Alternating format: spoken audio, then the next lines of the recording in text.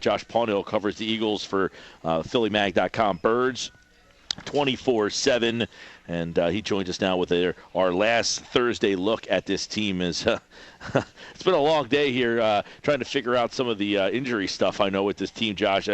You're there, and it's probably tough to figure out for you guys. Yeah, I mean, Chip Kelly says before practice today, Jason Peters won't go. Then we go into practice, we see Jason Peters out in the field. He ended up being listed as a limited participant, so he was able to play, left tackle in individual drills.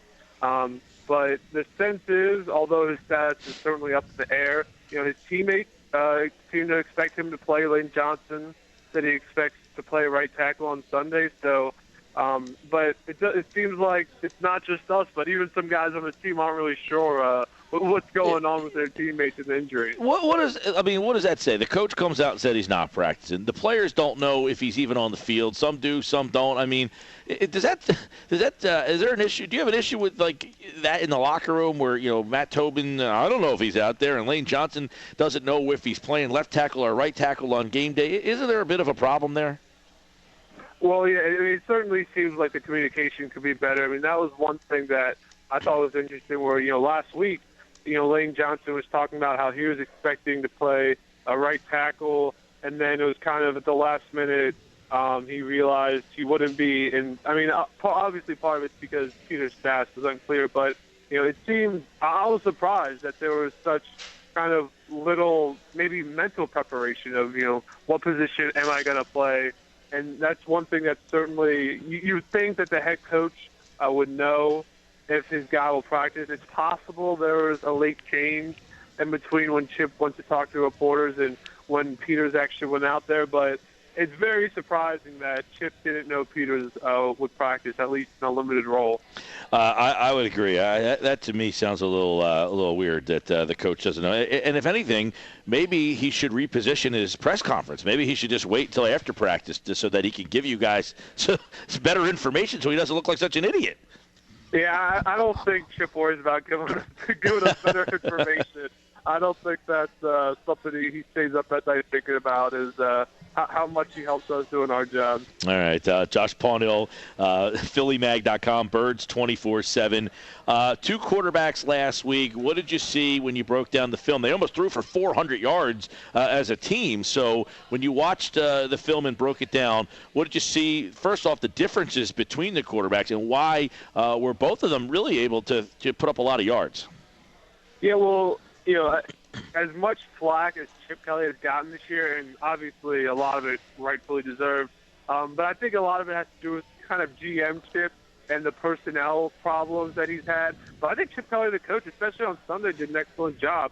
I mean, that was one thing that even during the game I was shocked because you kept seeing these receivers running wide open on essentially the same plays for much of the game. And Chip did a great job adjusting the game plan and adding new wrinkles to kind of throw off the Dolphins. One thing that I thought was interesting that Thad Lewis told me today was, Zach Ertz, he had I think it was a 27-yard reception in the third quarter, and he said that, well, what we had him do is we had him change his first step, and just changing that first step kind of threw off the Dolphins and, made them think that he was going to run a different route. So I thought the route and the scheme was excellent. Sam Bradford obviously played well before he got hurt. Mark Sanchez, it's understandable, obviously, why his interception overshadowed all the good things he did. You can't throw that ball in that situation, with down 1 point.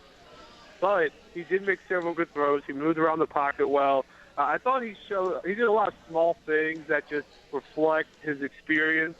There was one point in mind where he hit Josh up on his slant where he showed good patience. So there's certainly that interception and his turnover problem, as always, is concerning. But he did do some good things against the Josh Paunil, PhillyMag.com.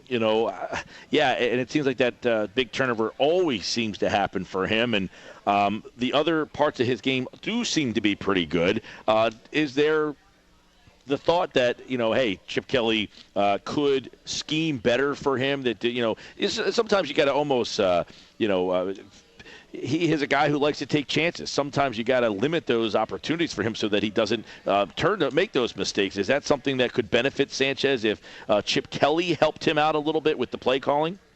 Yeah, and that's what coaches identified this week as kind of the reason for these turnovers. Is they describe Mark as being very aggressive and obviously wanting to make plays, and that's obviously a good thing because his teammates, some of them said that the Eagles' offense moves faster in that up tempo with Mark than Bradford, and that's probably a function of him being so aggressive and getting that pace as good as it can be. Now, if they can rein that in, they have a good quarterback on the hands if they can take care of the turnover issues because he throws the ball well.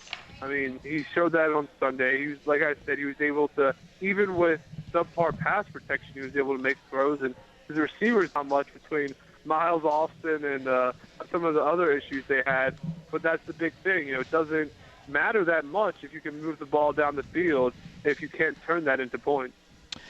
Josh, the offensive line, another inconsistency there, as you said over at PhillyMag.com. How much is that Kelly? How much is that Kelsey? How much is it the guards? I mean, when you watch that offensive line, why the inconsistency? All the above, I guess, right?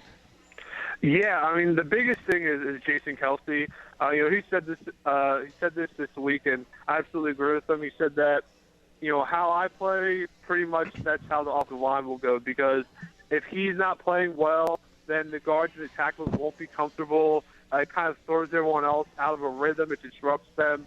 But I also think part of the reason Kelsey's not playing is he trying to overcompensate for these guards that he has next to them. Alan Barber hasn't played well this season. Matt Tobin has certainly had his struggles, particularly in pass protection. So it's Jason Kelsey surface, but it's those guards, and then in turn, Chip and his personnel moves that are making it tougher on Jason Kelsey. All right, Josh, obviously the line has been a little bit inconsistent. How about the wide receivers? I know Chip is asked, and he seems to say, yeah, they're fine, but no catches for Cooper since the Giant game. No catches last week for Cooper or Austin in the game. Huff, I think he gets a little bit pass, I guess, because he caught a touchdown last week. Even Matthews, 3 catches last week. How can they get the wide receivers more involved, or is that just something that's not realistic with this particular group?